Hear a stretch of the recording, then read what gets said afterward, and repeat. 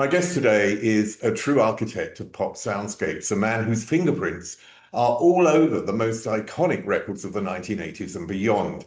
He's a Grammy Award-winning producer known for crafting the breakthrough sound of Culture Club and guiding Boy George to global fame through hits like Karma Chameleon and Do You Really Want to Hurt Me? But his legacy did not stop there. Steve Levine has worked with music legends, including the Beach Boys, Gary Moore, and Lemmy from Motörhead. His production style helped shape the era, blending cutting-edge studio techniques with heartfelt pop sensibility. Beyond the control room, he's been a key voice in the music industry and continues to champion new talent and innovation. A master of sound, today we're diving into the stories behind the songs, the artists, and the decades of musical evolution that Steve Levine has helped to define.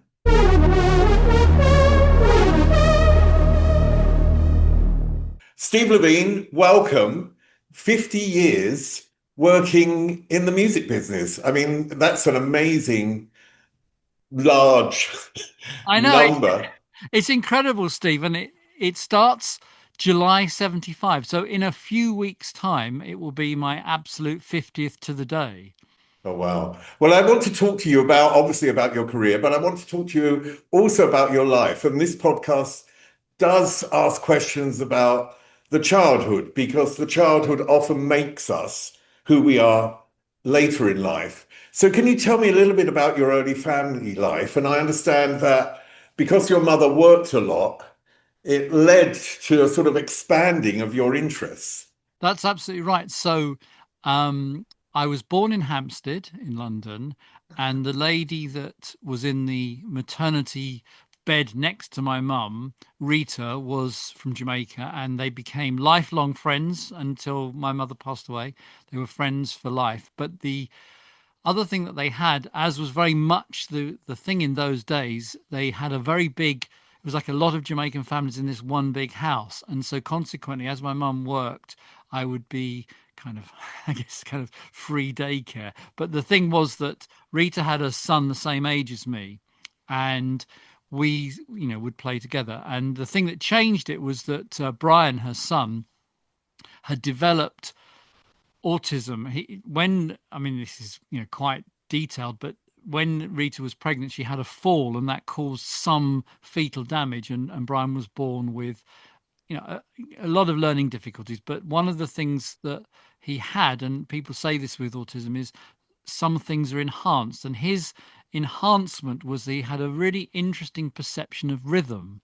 And because Rita's husband, Hassan, would go to Jamaica he worked for Morris Cars, he would bring back these records. And so Brian and I would listen to these records. We were like 4 or 5, it was just before I started primary school. And we would listen to these records over and over and over again. And I mean over and over again, because again, with his autistic thing, he would listen to one record 20 times, back to back. But what the beauty of it all is that we would really sit there talking about, I know we're only 5, but we would really get into these great conversations about why did that Jamaican record have that kind of tinny snare drum, and why did the Motown record have that sound, and these were very early Beatles records, why did they sound like that? We were analyzing them, and Rita bought him a little toy drum kit, and he would play along with these records. So I have such lovely fond memories of him playing along with a Motown record, doing the bat bat bat and bat and bat, and we used to put pennies on it was a toy drum, and we put pennies on the drum to make it supposedly sound like, so that was absolutely, Steve, my earliest if you like, influx of music, sound, and consequently, and I think that became part of my soul. Brian then had this toy drum Yeah. kit. Did you notice a change in him? Because music has such an impact Oh, on absolutely. all of us. Yeah, So, what sort of absolutely. change in him did you notice then when he played drums? And how do you sort of, in retrospect, see that today, view that today? He would really, really smile on particular records. So I really remember him loving Prince Buster Al Capone, the sound effects at the front of that. And um, what was the other one? Gone Montego Bay. He used to, oh my God, he loved that so much. Um, and just certain records there'd be like little moments of chorus that would he's just blossom. And I think you're absolutely right. That's what happens with music, isn't it? Certain things. I saw a YouTube thing very recently where there was a very elderly pianist and they put some headphones on him. He used to play ragtime piano, and they played him like an old ragtime piano performance of his that they had discovered somewhere. It was on like a 78, and they put it on headphones, and it just literally came alive. So you're absolutely right. It's so powerful. What was your fascination then with ska or reggae, whatever? You were listening to ska by the sound of it. So what was your Yeah. fascination? Well, it was called, it wasn't even called ska then. It was an all reggae. It was like kind of new beats, or they had different names for it back then, didn't they? For these sorts of um kind of early Jamaican music. I learnt many years later when I interviewed Sly and Robbie that they were really influenced by country and western music as well, because there was played on those Miami radio stations and that they'd hear that. So I guess it was the feel and the sound. I have a very definite kind of, you hear certain sounds on certain records. So absolutely the Liquidator, the organ on that. And again, I learnt many years later the differences between a Hammond organ and a Farfisa organ and all those sorts of things. So it was just certain sounds really stuck out to me. And my grandfather was a really good piano player. He didn't do it for a living. He's like a pub pianist. He played like kind of Russ Conway, that sort of, or Mrs. Mills, that where they play like everything at once. He was so good. And he also played it's a banjolele. It's like a cross between a banjo and a ukulele. And I actually still have that instrument because my aunt gave it to me recently, and that's going to be 100 years old in a couple of years. And it's in incredible condition. So yeah, so I had some sort of fascination. I didn't meet him much because my grandmother and he parted company during the war, and so I didn't know him very, very well. But on the one or two occasions that I met him, he would, he'd play, and I was fascinated. Your mother had to work a lot. I'm not suggesting in any sense that she was emotionally absent, but she was obviously sometimes physically absent. My father was emotionally and physically absent, Right. and music for me was an escape, a world Mm, of belonging where I felt I could be me. mm. Well, my mum had two other sisters as well, so they were also, you know, her youngest sister um, was in the sort of West End world, so I had a bit of that as well, which is fantastic, and I really enjoy those conversations because she was sort of 10 years younger. Janet's still with us, fabulously healthy. So, and I think that I have great conversations with her about that sort of thing. So I had a kind of a little bit of that kind of musical theatre as well in there. And then my uncle, so my mum's other sister, her husband had like, for the time the best hi-fi ever, and so I used to go around and listen to my records on. This is when I was like 12 or 13. I go around and listen to my records on his hi-fi and copy them onto cassettes. I didn't wear them out. I've done, a lot of research into this, and it's either a picture, a report, or a documentary on Phil Spector. Now, I tried to find the documentary 1965. There Yeah. isn't one, but there were British TV shows that would have reports. So you saw something on Phil Spector, and Yes. this, in effect, at a very young age, changed the direction of your life. Can you tell Yes. me what it was and why it changed the Well, direction? there's a book that just came out recently that's got stills from that documentary, and you're absolutely right. It must have been around the time of the Tina Turner sessions or the Ike and Tina Turner sessions, and it was probably an insert within something because I remember later I also saw an insert um, in something like Nationwide or something, and I heard, and that was to do with I Hear You Knocking and Dave Edmunds, and he was talking about how he'd recorded everything himself and played all the instruments. But back to the Phil Spector one, I remember seeing this, whatever it was, before we had video recorders, and the point was it said Phil Spector in the studio with his engineer Larry Levine, and there's lots of stills of it online of Larry Levine at the controls of the mixing console, and just to me that kind of glued what I was listening to earlier. That's the person that kind of does all this. Yeah, and he famously used the studio as an instrument, didn't he? And in Yes. fact, what you're talking about, I think that picture was probably taken at Gold Star Yes, Studios. yeah, I think it was. And you're absolutely correct because in those days, again, this is stuff that I learnt later, which I didn't know at the time, but the Phil Spector records had a particular sound, and the reason they had that particular sound was because the track count was so incredibly limited, and he got round how we would make a record today with loads of overdubs by just having loads of humans playing all those parts. So in all the stills that you see or the footage, you can see three piano players and three bass players and whatever. On a modern record today, of course, we would do that, but in those days you didn't have the tracks available, so you just did it with lots more people. You were at an age where you were at school. Yeah. So how did that change the way you viewed school? Because if you suddenly had, okay, you've seen a producer, but you've seen essentially a sound engineer is Yeah. what was going on in your head, I presume. Mm. And I just wondered that with that vision for yourself, that must have changed you at school and changed the way you viewed other kids who maybe didn't have a vision. Well, yes, I think from about 12 or 13, I absolutely wanted to do that. So I was very focused on that. I was fortunate in as much as I passed my 11 plus, so that gave me the choice of going to a grammar school or a technical school, which you got when you passed your 11 plus.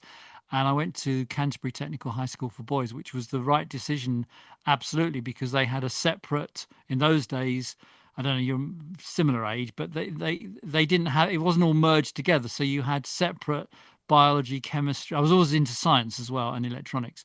So they had separate biology, chemistry, science, physics, and within the physics I could do a separate thing for, it was an after school club for electronics, so I did that and I really enjoyed that.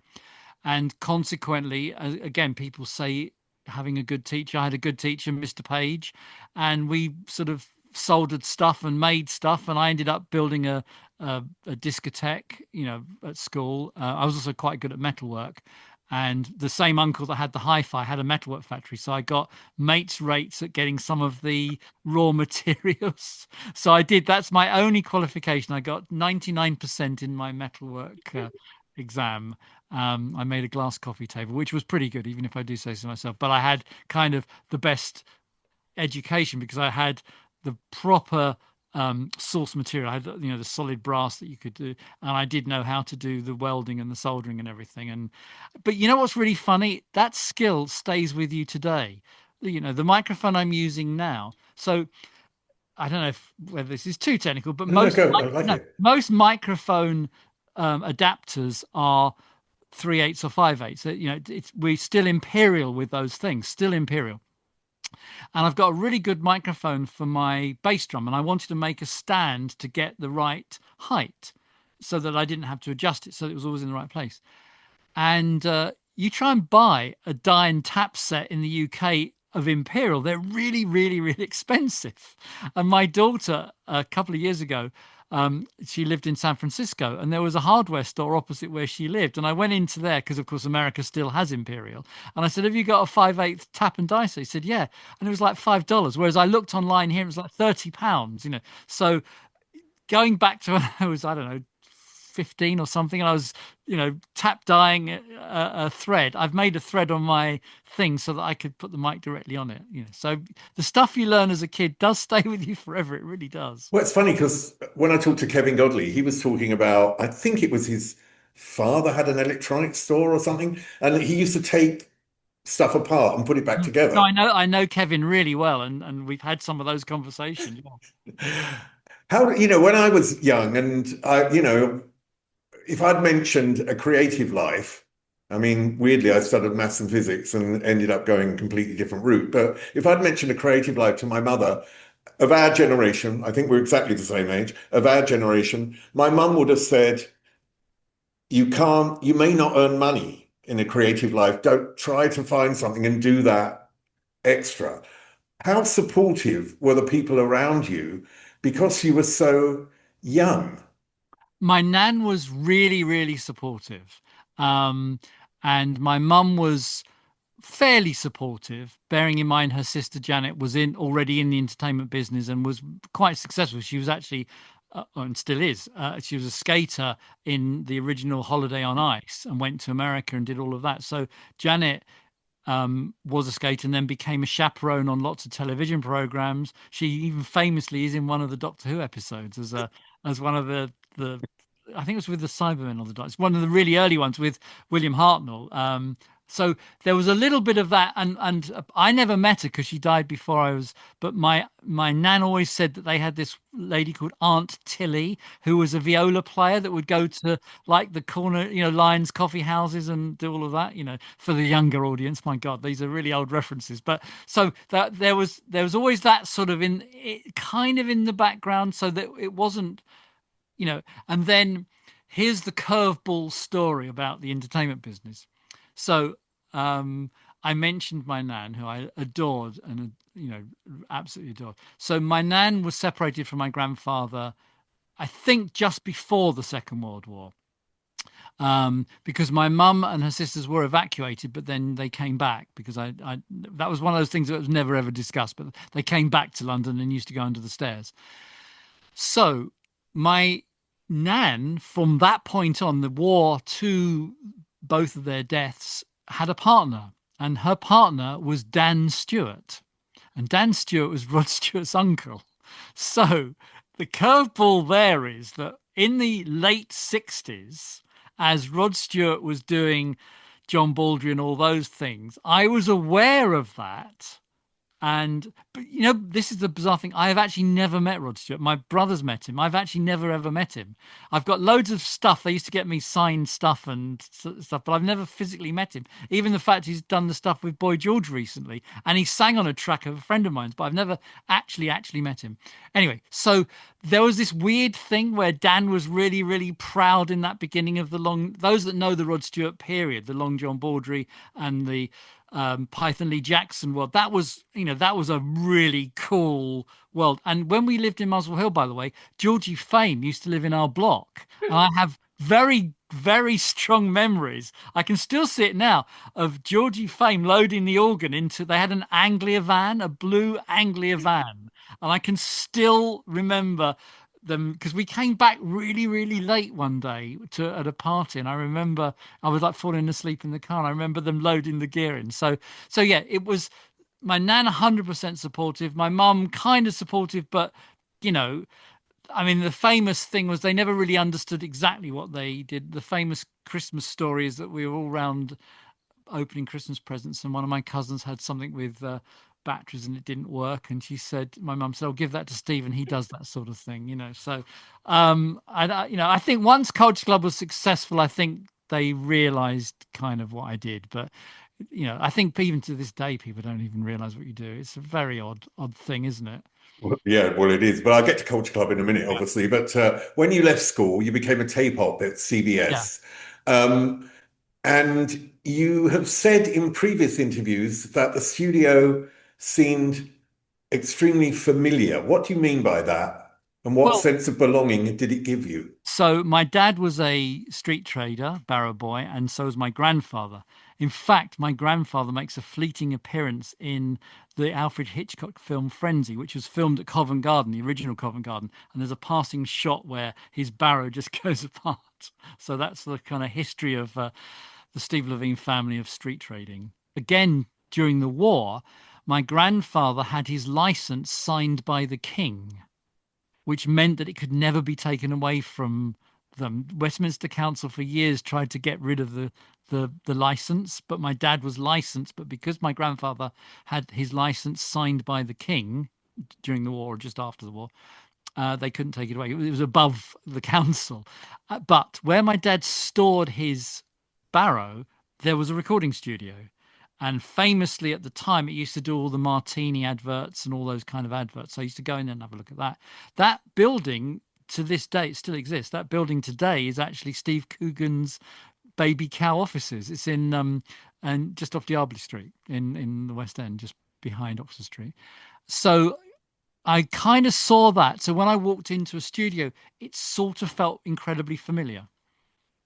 I mean, being a tape op, um, you get your first job, and often in these places, you go in and you are literally making the tea and you're running Mm. around. Mm. You're not, but there is an advantage to being at that sort of lowly position.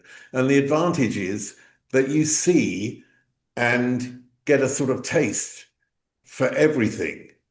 Absolutely. And I had this conversation only a couple of days ago because I was at the LIPA sixth form graduation and those students are all graduating. And one of the things that's really interesting, somebody asked me a question. Producers very rarely work with other producers, whereas tape ops and engineers work with loads of producers. And you're absolutely correct. What that early period gave me was the ability to observe a multitude of different producers. And because CBS Studios was affiliated with CBS Records, the American producers would come across as well as the UK, or in many cases, because of CBS's affiliation around the world, we'd have some European producers, Italian, particularly when he got to disco, we'd have some of those in. And Dave Carey, the studio manager, used to have dealings with South Africa and Africa in general for advertising. So again, you'd have lots of other musicians and people frequenting the studio. So that was a really lovely kind of, you know, audio soup, if you like, of things. Yeah, it also sort of ties in with you working with Mike Ross because he worked on a lot of classical and a lot of pop stuff in that period. And I Absolutely. presume you learnt not only how to do things, and because he had a different method, you learned, and this is with the utmost respect for him, you learned how you didn't want to do things. Can you elaborate on that? Yes, well, Mike was the guy that got me the job, and so I was his assistant for quite a big chunk of time early on. And you're absolutely correct. So Mike, for those that don't know, Mike did a lot of the 60s massive hits like the Love Affair, Tremolos. He recorded all those records. Those were produced by a guy called Mike Smith, but Mike Ross was the engineer on famously, Everlasting Love and records like that, which are absolute milestones of beautiful records. He did the Marmalades records. So, and in fact, on some of the Marmalade records, actually has a production credit. So those, I guess, are really interesting for me to observe as records because the Beatles overshadow quite a lot of that late 60s period. And you forget there's loads of other bands had great records out as well. And now when you look back, you can look at the timeline differently. But it's weird how some things get pushed back.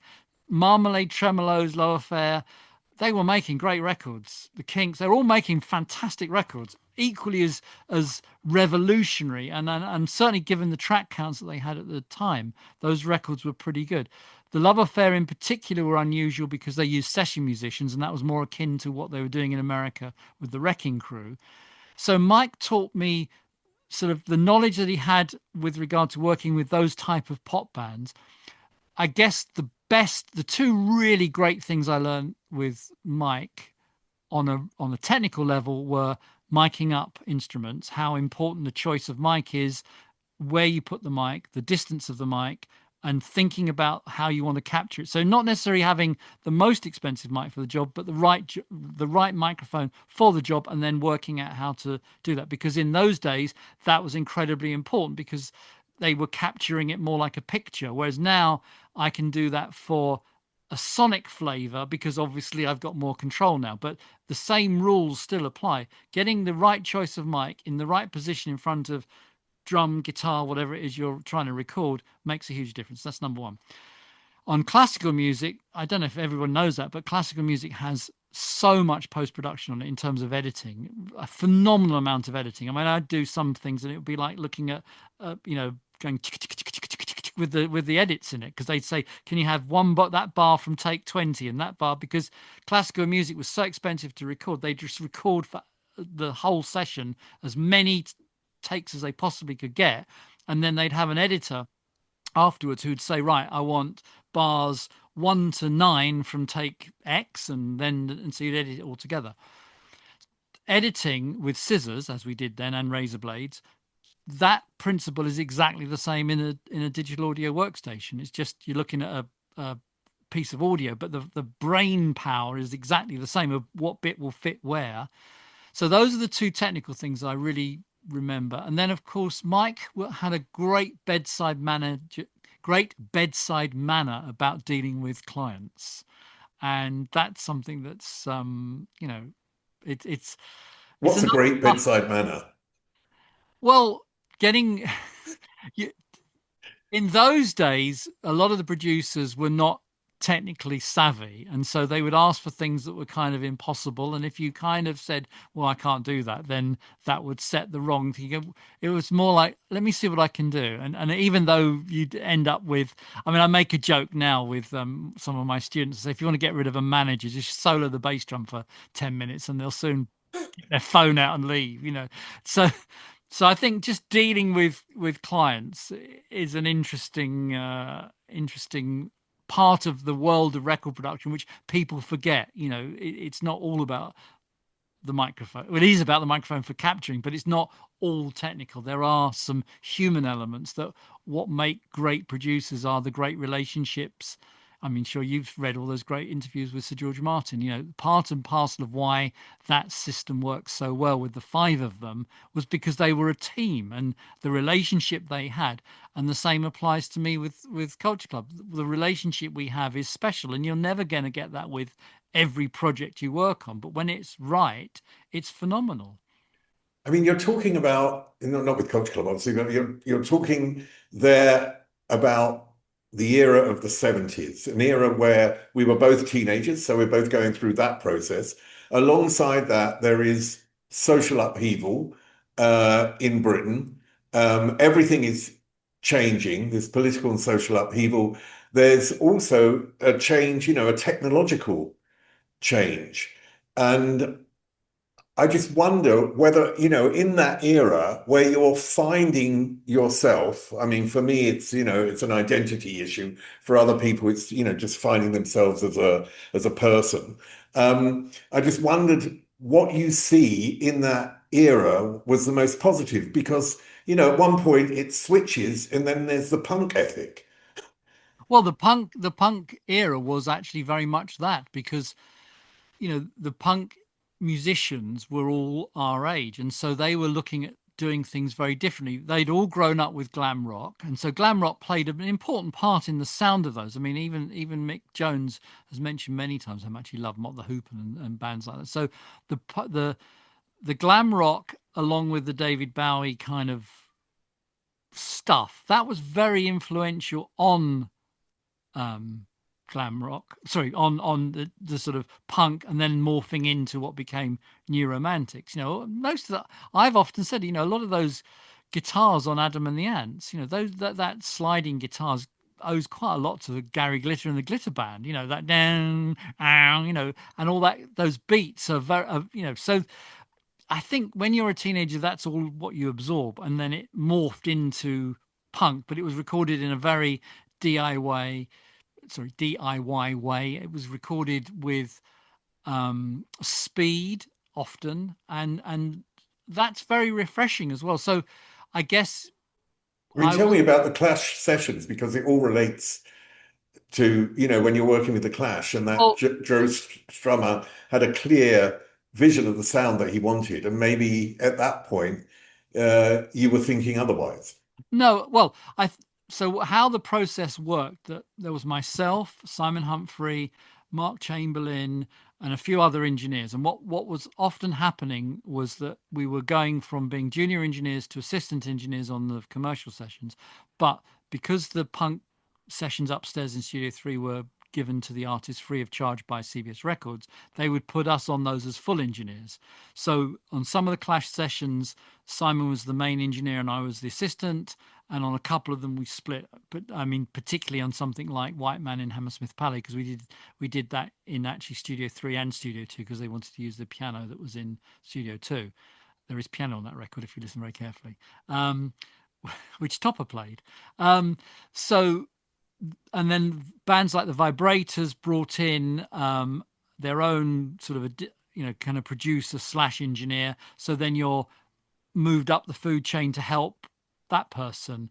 And then the drones, Simon and I did that fairly equally. So it just depended on it, but that's how we were learning our craft as punk was coming through. So we were then transitioned from assistants to actual engineers. In the case of the Clash, they were just another band that came through the door, but because CBS actually signed that particular band, we carried on recording. So our journey was from essentially the first track we did, which was part of the demo session, included White Riot, and the demo one is, or the original recording is the one with the sirens at the front, and then we recorded everything that they did, including when Terry Chimes left and Topper came on board. We did everything up until White Man in Hammersmith Palais. That was the last track that we recorded, and then Bill Price then became their kind of producer guy, and he actually mixed White Man. We only ever did a rough mix of that. But then at the same time, we were doing demos for XTC. But conversely, we were also doing the demos for Sailor, because CBS had their kind of deal, and Sailor were huge. In fact, we did the demos for Glass of Champagne and Girls, Girls, Girls, which then became the Masters. They were so, and then I worked on their third album with Bruce Johnston myself. So it was, yeah, you're right. It's a really wonderful period. And at the same time, people also forget this. Disco was really big at the time. And so we were working on some disco records, Simon and I, as artists ourselves, because we wanted to make disco records, because a lot of the stuff that was coming out of Europe was producer at that time. Obviously, everyone's aware of Giorgio Moroder and Cerrone, but there were other Italian producers making these great disco records where they were session players and session vocalists, but essentially the producer was the ringmaster, if you like. And so Simon and I said, well, we could do that. So we released a disco record as well. We did everything. I mean, you mentioned, I'm going to go through a few things because you mentioned Bedside Manor, you mentioned George Martin and the idea of a team.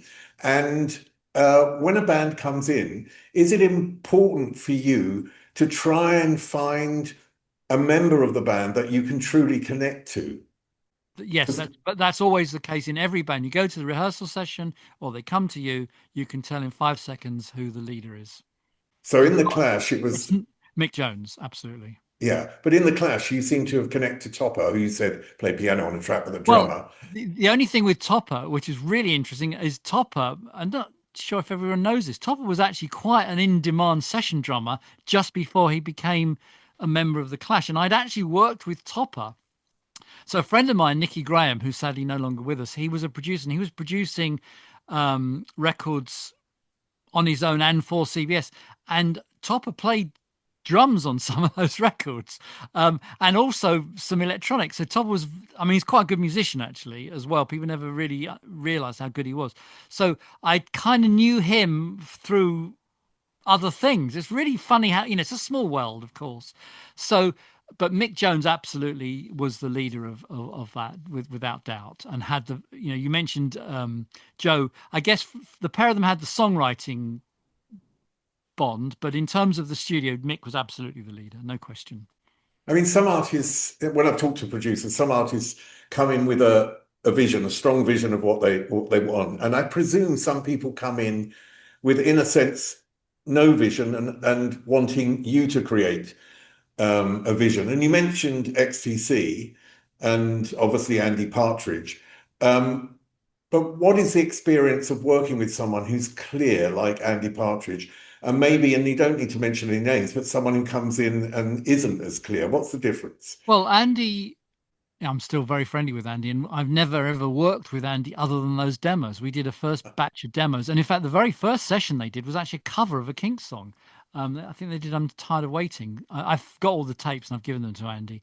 So I worked with Andy only within the confines of those demos, and then they were signed to um, Virgin. Apparently, according to Andy, I was supposed to do the album after the Todd Rundgren album, which never ever happened, but I never ever knew that. So we never got to work with each other, but we're sort of acquaintances. We've, seen each other, chatted, and so on and so forth.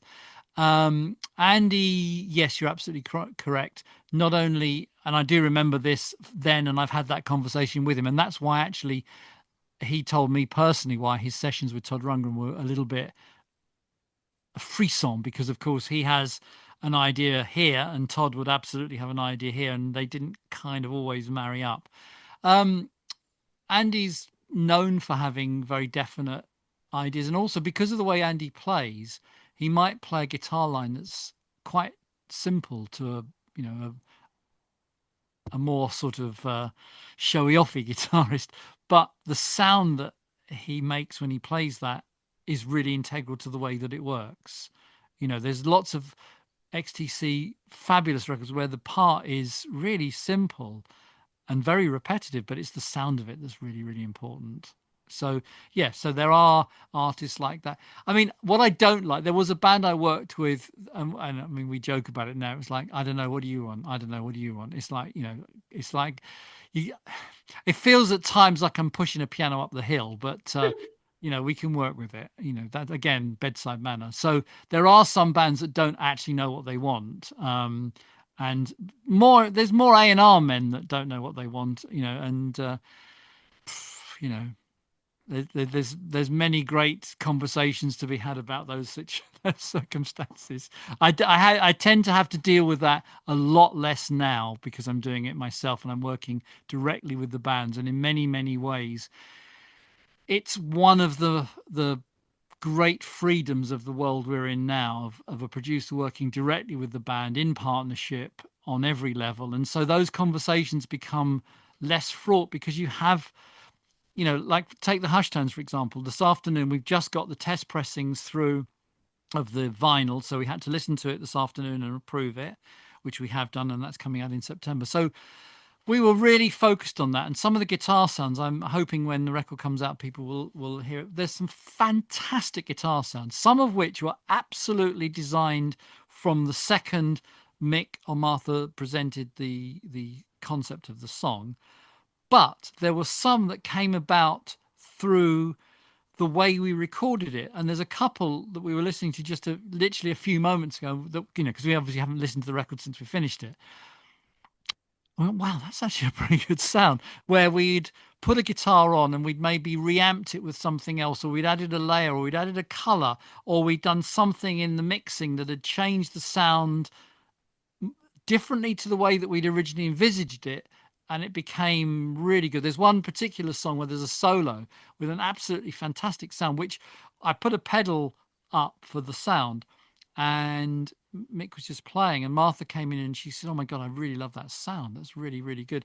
And if you mute those channels on that song now, it doesn't sound like the track. It's like the sound is so integral to the song. So yeah, so yes and no to that answer really is yes, you can plan things. It happens much more frequently now because it's a sound design. In the previous period of time, sometimes it was a combination of conversations, and very much in the 80s, it would be you get a new piece of equipment and you go through it and you go, oh my God, this is a really good sound. I think I could use this sound on that. So that was where the sound was driving what you had in mind. You hadn't got an idea of the sound, but when you heard the thing that the synth did, particularly all the new digital synths that were coming out in the 80s, they had sounds that were just unbelievable 6 months earlier. And you went, oh my God, this sound would really, really work so well on that or this. Well, that's really interesting because new technology does bring in new sounds. And and I just wonder whether the new sound that you mentioned, in the early 80s, particularly the technology then, that the new sound, does it change or dominate or change the way the songwriting has to work? Oh, I think that's been the case throughout history. I think every 5 to 10 years, you get a change of technology, which changes the course of songwriting, which changes the course of production and what the records of. So start with the 50s and you look at what technology they had and how the way that influenced the songwriting. You could say, for example, vocals that had echo on them made people sing maybe a little bit more staccato because they wanted the echo to shine through. Or when Fender had the sort of tremolo and the reverb in their amp, you got the surf sound, and then and so on and so forth. And the Beatles were the same. As soon as a new piece of kit was available, Strawberry Fields couldn't be Strawberry Fields without the Mellotron. So there are always in history very pivotal moments where technology has changed the course of songwriting production. They kind of blur together really, because I think if you've got a sound, it makes you write a song in a certain way, and that becomes integral to the production. Now let's get on to Culture Club because the connection was you had met Tony Gordon. I don't know whether it was through the Angelic Upstarts, but It you, was through, you yes. So I had so the So going back again, the sessions I did with Topper, that particular artist, a guy called John Howard, was out of his deal. And so he asked me if I could work with him because we got on, really well. So I wrote a couple of songs with him, and we released one particular song, which we put out under a sort of duo name. And in those days, it was fairly easy to get records sort of played on the late night shows, particularly in London. Capital Radio had a thing in the reception. It was like a sort of, they called it a pigeonhole, but it was essentially boxes, and you'd put the vinyl in the boxes for the different hosts. So I put some vinyl in. Tony Tony Myatt had the late night show on Capital Radio. It's like from 10 till 1 or something like that in the evening. And I remember leaving the studio, maybe 8 o'clock, 9 o'clock. Drove, because I still lived in Hampstead, so I drove past, for those, sounds very London centric, you drove past where Capital Radio was. It used to be on the corner of Hampstead Road and Euston, where the underpass is. And you could go into the reception, so it was very open. You'd never do any of that now. Put it in, and Tony Myatt played the record. Ta-da! The next day, I got a call from Ashley Goodall, who's Howard Goodall's brother, but Ashley was a A&R executive, and he said, I really love what I heard on the radio last night, so much so that I phoned the radio station to read the label copy out, because in those days, this is pre-internet, you couldn't just search for it. He said, would you come in for a meeting? I'd love to talk to you. And he came. I had a meeting with him, and he said, I love what you're doing sound-wise. I've got the Angelic Upstarts. They want to make a change in the way that they sound, because again, look, we've discussed timelines before. If you think of how the punk period was slowly changing, you had bands like Joy Division, which became New Order, but they were starting to introduce electronics into their sound.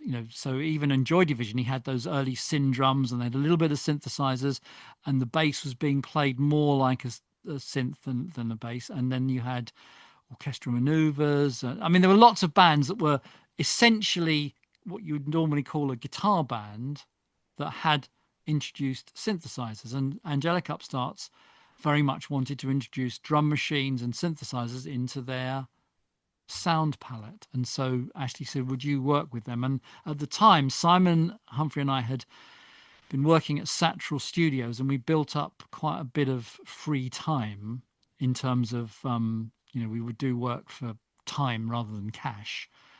And so I said to Ashley, well, I can use some of my credit, because they didn't have much of a budget. I said, I can use some of my credit and we can record the album. So I recorded the Angelic Upstarts album, and Tony Gordon was their manager, came down to the studio a couple of times, particularly liked what I was doing, and said, there's another band that I've seen, not sure, but can I send John to see you, and let's have a chat and see. So John Moss came to see me, John Moss being the drummer of Culture Club, and said to me, here's talking vision. He said, look, I've just come out of Adam and the Ants with 2 drummers. I don't want 2 drummers in Culture Club. Is there any way we can not have 2 drummers? And for those that remember the Bow Wow Wow Adam Ants sound, it was that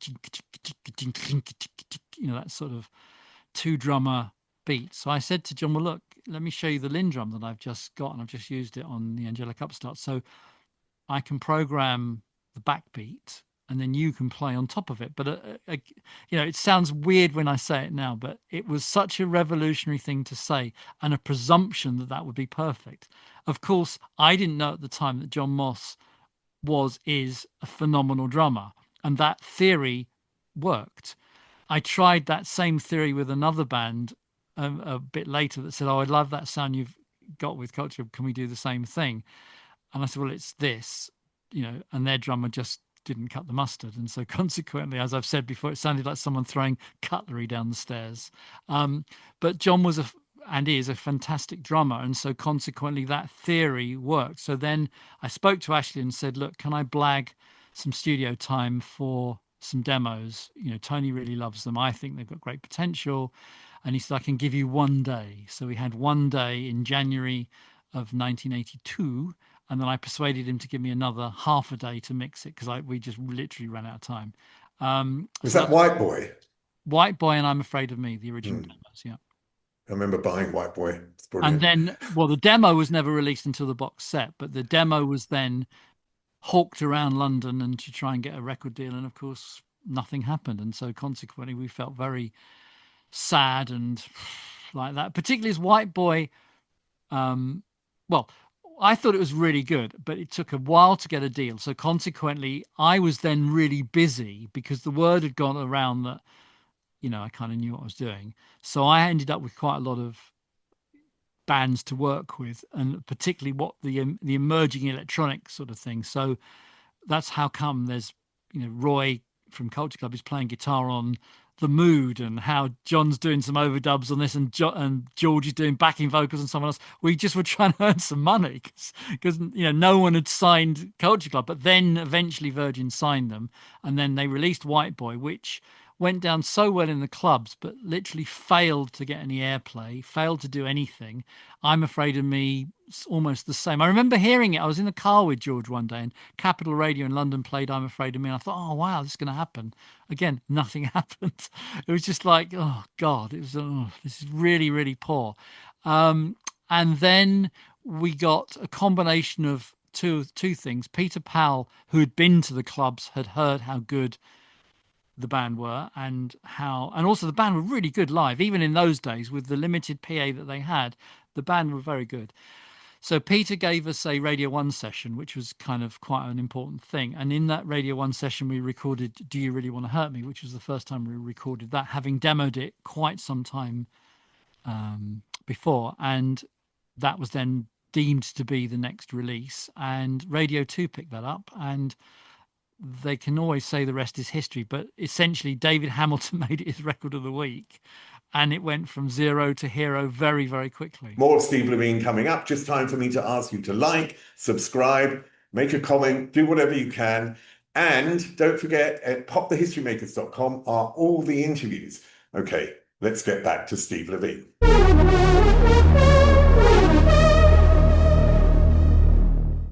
Tell me about the tonal quality of George's voice, because it is something, for me, it's particularly special.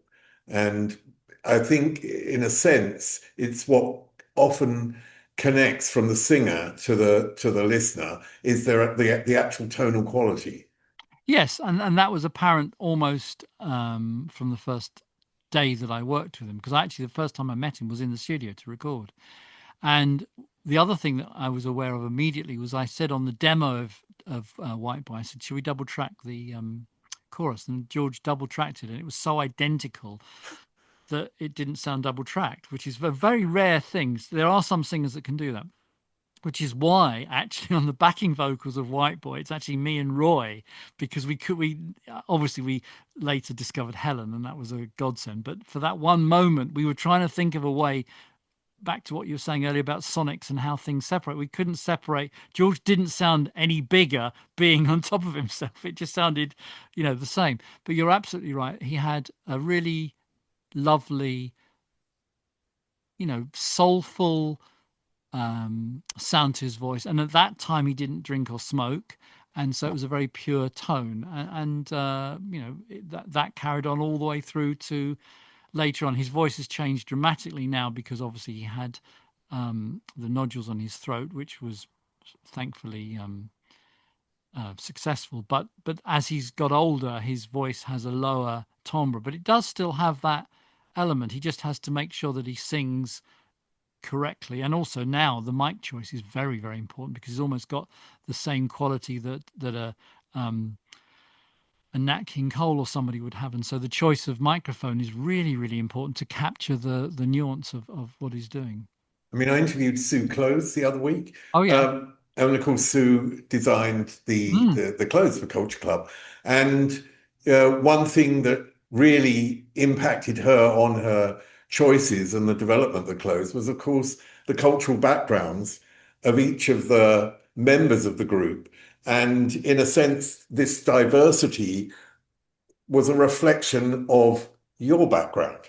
Yes, but I think we all came from different backgrounds. We all had different kind of tastes, and we loved all of those different things merging together. I mean, obviously, we weren't the first multicultural, multiracial band. I mean, there's several that went before. As a sort of fan, obviously, he's sadly recently passed, is of course Sly Stone, but I was also a big fan of Undisputed Truth. So I'm aware of that melting pot of sounds and backgrounds, and then you have different. But what's really interesting is how I mean, the entire band of Culture Club, which is why I think it was so successful, is that if you have loads of Zen circles that overlap, you've got Mikey who has, West Indian roots and therefore has a very big Jamaican reggae background. And we're all approximately the same age. We're only a couple of years between all of us. So our teenage references are identical. So there's that. So then I've got some Jamaican references, but I've also got glam rock, David Bowie, and a ton of Motown and Philadelphia. George has got David Bowie, Philadelphia, bit of that. John has got the punk thing, which I had a little bit of, through Adam and the Ants, but also John had a lot more obscure, unusual things that he quite liked, which is good. Roy had the kind of disco, soul, from Essex, that kind of classics. So you merge all those together. There's bits of all of us in all of them, all of us, but there's more, I guess, specialists in each one. So definitely, yes, I got some reggae running through me, but Mikey's more specialist in that. George has got some Philadelphia soul, but I'd ascertain I'm probably a more specialist on that, and so on and so forth. But that's what's so great about it. I mean, I was reading a book recently, and it was called "This Is Your Brain on Music" by David Levitine, I think it is, and it's Daniel Levitine, and he was talking about what I mentioned earlier about the tonal quality and timbre of a voice and how it expresses certain emotions and why we then connect, and also the music, how that, the actual music on the record as well. I've always been very audio aware, orally aware, and I'm absolutely convinced that certain frequencies, whether it's a voice, a guitar, or synthesizer, have a profound impact on you. That's why I think electronic music is so valuable and in some ways under sort of appreciated. I mean, I appreciate it. Is that certain synthesizers, and I learned this at school with physics, when you look at a sine wave on an oscilloscope and then you do something to it and you see what happens to it and you go, oh, I felt something there, or it resonated with, and I still get goosebumps on my arm with certain vocal harmonies and things. So, absolutely, I'm convinced of it. You can't get it right every time, and sometimes you might have something that you know masks it, but absolutely, we're resonating at a frequency, and I think we respond to it. Absolutely.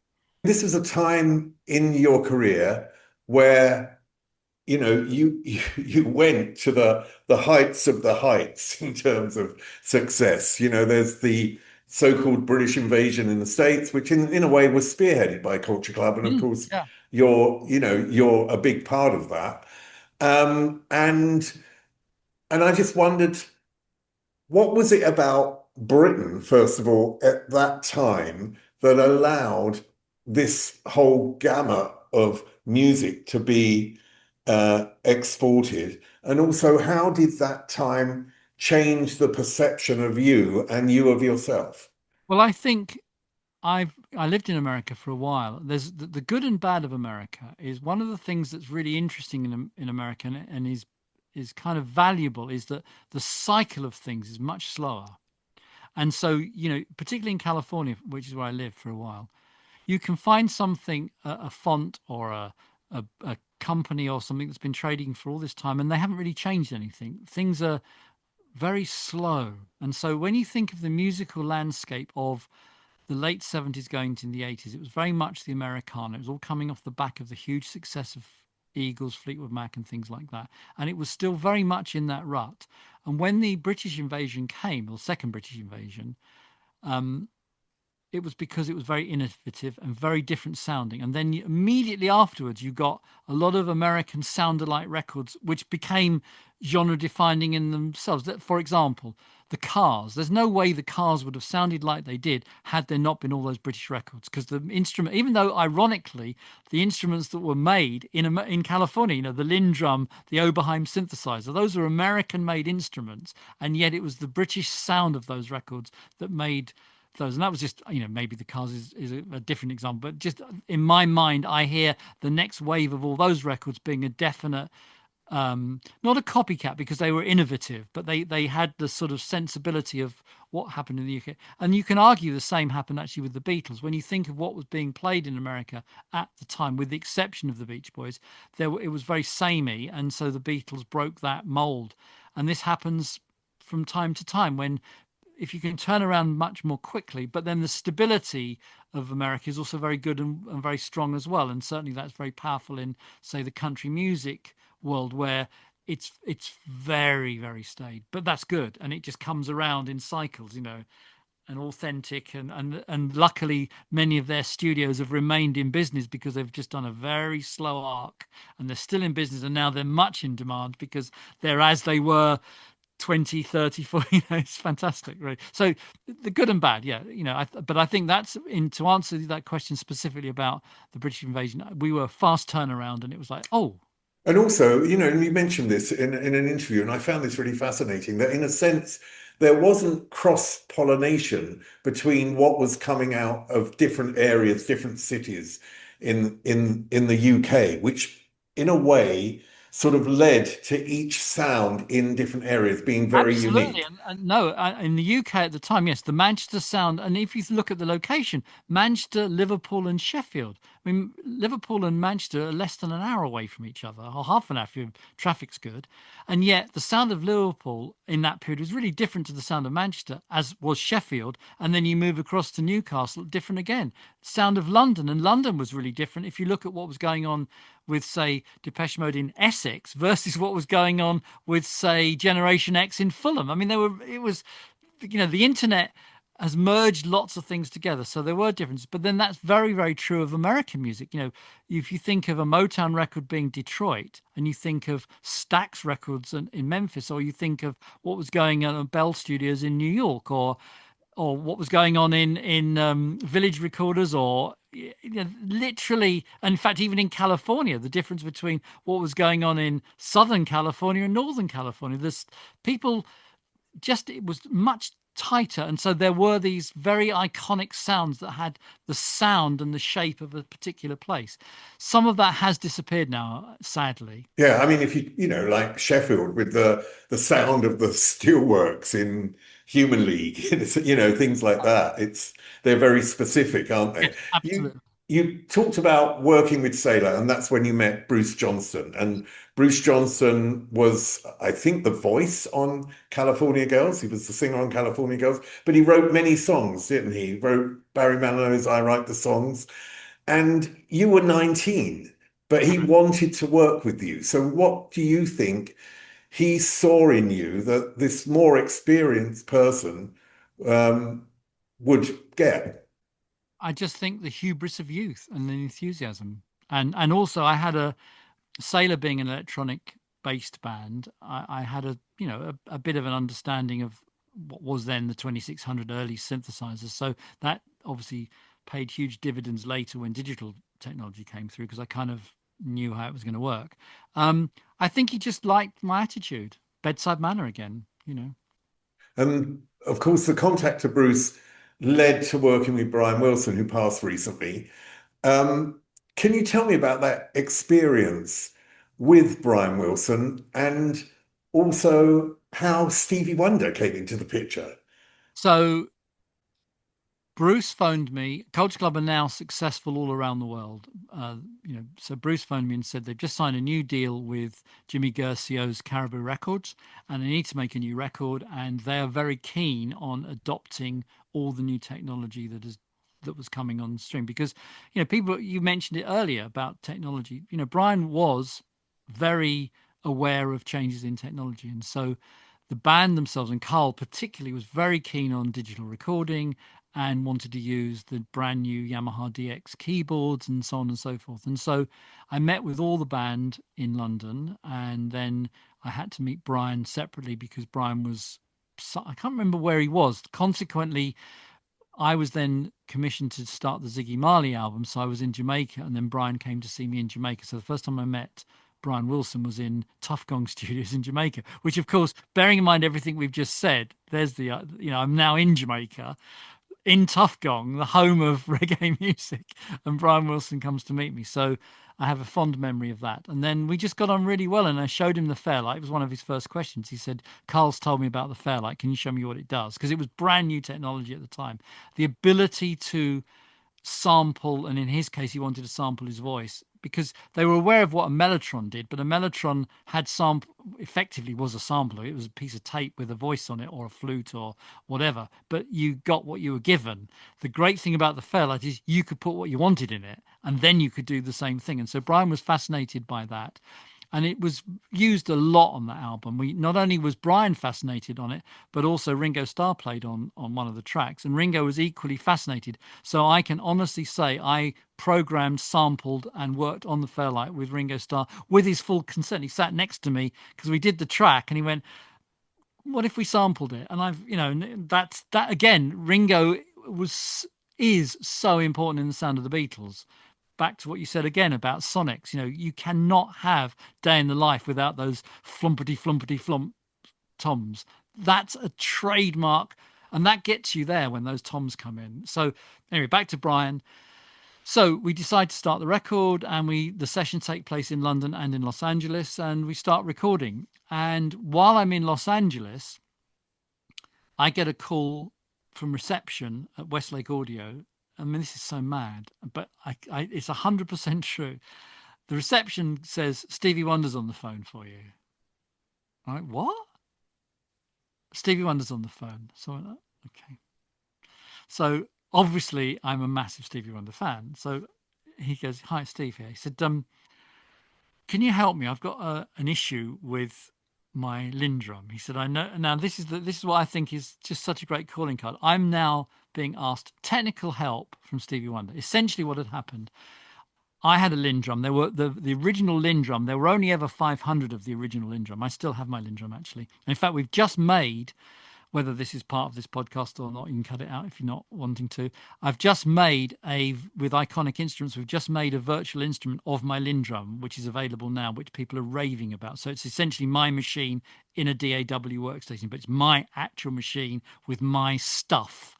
So Stevie phones me and says, I've got two Lindrums, one for my beat and one for my percussion, but I can't lock them together. What's the problem? And he said, would you come up to the house and show me? So I went up to the house the next morning, up to his house, and he had the two Lindrums there, and he showed me what he was doing.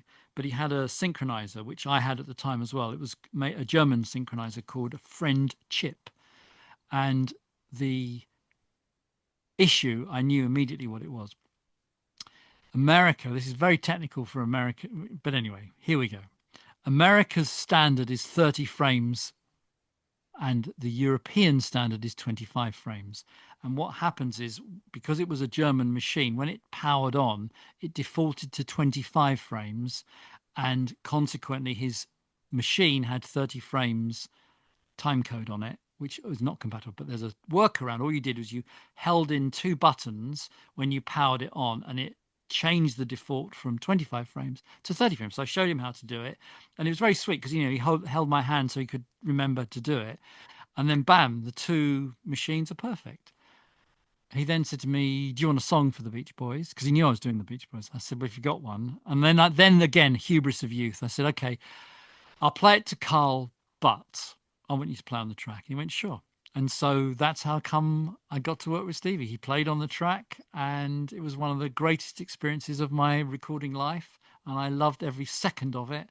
And, we've spoken, not recently, we spoke after those sessions a couple of years later, and hopefully, depending on how you do this, maybe making a comeback. Who knows? I mean, it's 40 years ago, isn't it? Yes, it's actually 1985 was the release of that album. And in fact, looking at the timeline, I've got the track splits. I was actually working with him around this time in 1984. One thing about working with not only Americans, if you're British, not only Americans, but artists, let's say of a higher status, because I mean, you can't get much higher status than Stevie Wonder or Brian Wilson, to be quite honest. And although you were no newbie, you are in a slightly different environment. Was there a different mode of communication? No, no, this is a really interesting thing, and this came up very recently up at LIPA, the Liverpool Institute for Performing Arts, where Paul McCartney does masterclasses with the songwriting students. Doesn't matter which generation you are, whether you're a songwriter or producer, when you sit down and we're discussing microphones, cables, plugins, we're all the same. It's literally that. It's the tools of the trade and the craft. And so it doesn't actually matter. When I've interviewed many of the producers who I absolutely adore, the moment we start talking tech, that's what it's about. And the same was with Brian and Carl. We were talking tech. I was talking tech with Stevie Wonder. And I was having that same conversation when I interviewed Todd Rundgren, who's another hero of mine. As soon as you start talking tech, everything goes and you're just all the same age. Because I think one of the things is we're all kind of 17 in our hearts. We may look in the mirror and think, who's that old person? But in our heart, we're still the same as we were at 17. And I think there is literally no difference. And the songwriting students have said to me when Paul sits with them and discusses songwriting, it's two songwriters chatting. It's not Sir Paul McCartney and a student. It's just two people that are working out what the next chord is. That's fantastic. And that never changes. And I love that. What was the disagreement you had with Brian Wilson? Well, it was not a disagreement. It was a comment, and what actually happened, and it turned out to be a very valuable comment. So very early on in the session, I can't remember which track we were doing, but Brian did a vocal, and the rest of the band were in the control room with me. Brian went and did a vocal, and he did it, and it was just not very nice. It was just a bit out of tune and just sounded horrible. And he came in and everyone's going, whoa, yeah, well, yeah, woo, like Americans often do. And Brian said to me, what do you think? And I said, do you want my honest opinion? And he said, yes. I said, it's horrible. You need to get some singing lessons. It sounds horrible because they were not match fit at the time. They hadn't been in the studio for a while. So Brian stormed out the studio and everyone went, like, who do you think you are? All looking at me with daggers. And I thought, and honestly, Steve, I thought, look, you've hired me to do this. My name's going to go on this record. And, you know, anyway, so we finished the session. It was in the afternoon when we did that, by the way. So it was maybe, I don't know, 4 o'clock, 5 o'clock. So I said, well, I'll just finish for today because the atmosphere was terrible in the studio, as you can imagine. The next morning, I'm in the studio and Tom Hewlett, their manager, phoned me and said, Brian's not coming in the studio today. And bearing in mind also, this is the Eugene Landy period as well, who Eugene was quite, interferes with lots of things. But he said, look, Brian's not coming into the studio today. And I said, well, that's fine. He said, sounds to me from Eugene that it was quite a frisson yesterday. And I said, well, Tom, what do you want me to say? And I said, and then he just said to me, Steve, stop talking. Listen to me. Do you want to know where Brian is? And I went, where is he? He said, with a vocal coach. He said, thank you. And then just put the phone down. So, and it was never, ever mentioned again until quite a lot later. Brian was totally different with me after that, by the way. It was never discussed, but there was a definitely different vibe. So many years later, at the Kenwood, when they were doing Smile or Pet Sounds, I can't remember which one it was. It might have been Smile, or maybe it was Pet Sounds, but it was at Kenwood in Hampstead. And what happens with Kenwood, I don't know if anyone's ever been that's listening to this. So there's a lake and then there's the stage, and the backstage you have to get to with a golf cart, and the changing rooms and everything is in the main house. So when you're there, you get the choice before you do the sound check when no one's there, and then the public all come in and they have their picnic. So you can't be milling around. So you have the choice to go and have your food and then you just come back for the performance, or you can sort of stay behind the stage where there's some tents and whatever. So it was a really lovely day. So I was just sat there in a deck chair with Brian and a couple of others, and it was the Glastonbury weekend, because I really remember it, because Brian said to me, "Where are your girls?" And I said, "Oh, they're both at Glastonbury." And he said, "Oh, give me your phone, let me ring them. I'm going to freak them out." And of course we couldn't get a signal, which was really annoying. But then he said to me, so in those that saw the those sessions, it was, the first half was Smile or Pet Sounds. As I said, I can't remember exactly which one it was. Um, and the second half is the greatest hits. So they have like a little break. So Brian said, "Can you stand at the side of the stage? And then when we come off, I'm going to come over to you and you're going to tell me what you thought." I said, "What do you mean?" He said, "Because you'll tell me how the vocals were." Now, as it turned out, it was one of the greatest that they've ever done. It was literally one of the best ones. And I'd seen quite a few of them. It was a fantastic one. And anyone that went to Kenwood and saw that will testify it was phenomenal. And Brian was phenomenal that night, as was Jeff Foskett. So he came over to me and I said, "It was fantastic, Brian." And he went, "Oh, great, excellent." Um, and that was the relationship I had with him. Now, I'm going to tell you something which is really interesting that I only learnt about a couple of days ago. So obviously with Brian's passing, lots of people sent me various bits and pieces. And one of my dear friends who, like me, had a very good relationship with Carl Wilson, sent me a very nice letter and said to me something that I had never heard before, that Carl said to him.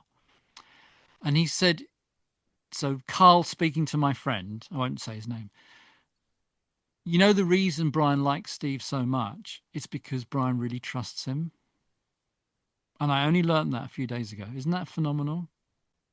Well, I think it completely makes sense because I think particularly uh, American stars, and this is only from an interviewer's perspective, but particularly American stars are surrounded often by yes people.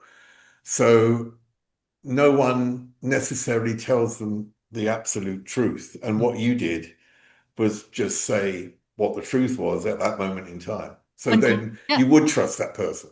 and conversely, if I genuinely think it's good, I'll say so. Yeah.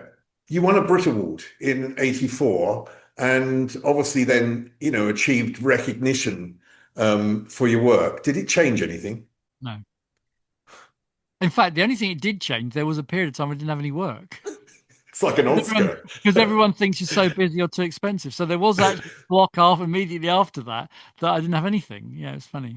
I want to ask about another artist and then go on to sort of the end of the interview. But you worked with Lemmy, didn't you? You worked with Motorhead. Yes, that's a really weird one, but it is on my CV. So how it came about, I'd started doing the music for Black Leather Jacket, which is a Channel 4 documentary, which was about the history of the leather jacket. And during the course of the um, music, the directors, who have become very successful directors now, I can't remember which one it was or whether it was the producer, was friendly with Lemmy and Dennis Hopper. So he said, "Look, Dennis Hopper's agreed to do the voiceover. The only problem is he's going to have to do it on location because he's in the middle of nowhere, whatever he was filming at the time."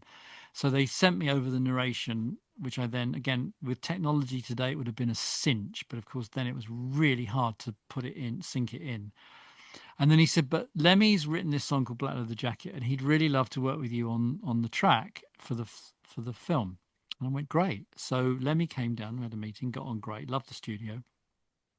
So we started cutting the track. But the thing was that the song was only like 2 minutes long. I've recently discovered the multi-tracks, by the way. So I now can speak absolutely, absolutely, because I have just listened to it only a few weeks ago. So we recorded it and it was like 2 minutes long. And then the guy came down, he said, "It's too short. The scene," and he said, "The scene is like for whatever." And I said, "I told, it was like, because obviously working to picture is it, there's an element of creativity, but you've got a job to do. You've got to start there and finish there." So I thought, "What am I going to do?" So I said, "I've got an idea. What I'll do is I'll edit together the track and I'll make it the right length." I said, "And then you'll have to redo the vocal and we'll write some more words and kind of put in another verse and everything." So I edited it to make it fit to the picture the length it was, which was really hard in those days, I can tell you. And it wasn't done to a click, so it was really, really tough. But having listened to the multi-track, I've realised what a phenomenal job it actually is, because you can't tell where it's glued. And then we redid that, and we did some other overdubs as well to make it not seem like it was a copy. So yeah, so that's how we got to work. It was a really interesting thing. And then years later, when I lived in California, I had one of those sort of, they say those Frank Sinatra moments. So I was working with an American group called the Beauties, and we were sound checking at the Roxy on Sunset. It was about 4 in the afternoon, and Lemmy came in because he lived there then, or lived very near apparently, and said hello to me, and they were like so impressed. It was like one of those, like what? Because obviously they didn't even, it wasn't on my CV, or they didn't know it. It was like really funny. Come and said, oh, oh, what you doing there? I said, oh, this is, And the only other thing I had like that was at a long time ago. I was at the at Glastonbury, and I was with a band I was working with at the time, and Mick Jones was walking down, and Mick Jones came and said hello to me, and they were like blown away with it. So those are moments that are very sweet, when a younger generation can go, oh, yeah, okay, you do know some people. But I that's mean, just because I've been doing it for so long. well, yeah, the point is 50 years. Your career covers much more than we've talked about today. And because it's such a sort of vast body of work, I'm going to include links to your Oh, thank you. discography as, a Spotify playlist that you sent me, including the link to the Baltic Jazz recordings, your label. But I want to cover a subject right at the end. I think it's imperative in our time, because this is the era of artificial intelligence. And you've been a consultant to the British government, I understand, on this issue. Well, I Um, was part of the All Party Music Group a number of years ago through UK Music, which was originally champion credit where credit's due, to try and make sure everyone was getting credited on the what was then the new streaming services, because of course people were so used to buying vinyl that they saw all the names. When streaming first happened, there was no credits.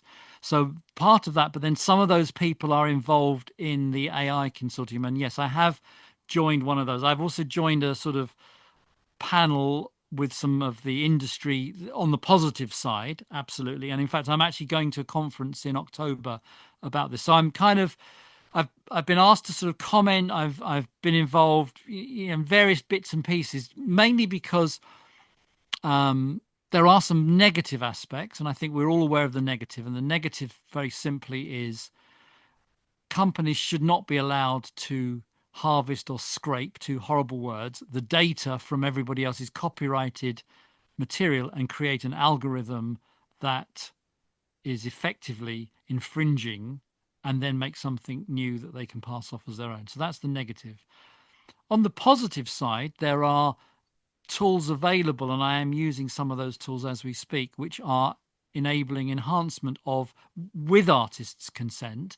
So you can do vocal training to, in the same way that, for example, some of the actors in Hollywood are taking image metadata, so that should they need to look younger in 20 years' time, they can use that data to superimpose it. Or indeed, those that are perhaps at the end of their life are trying to extend their creative career when they're no longer with us.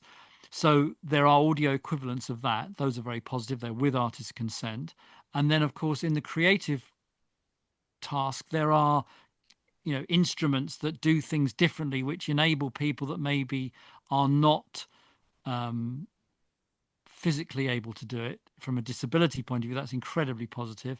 And there may be also opportunities for people that want to create music that perhaps are not necessarily trained in the normal way, but have ideas that they want to get across. And I use the analogy there of, when hip hop first started, a lot of those hip hop musicians were using samples from other people's records to tell a story on top of that. And an AI equivalent of that is absolutely fine. And especially if everyone is licensed and again, using hip hop as the analogy, when that first started, some people got away with samples that they shouldn't have got away with. And then the lawyers all got involved. But now, if you wish to use a sample from a copyrighted song, the opportunities are available.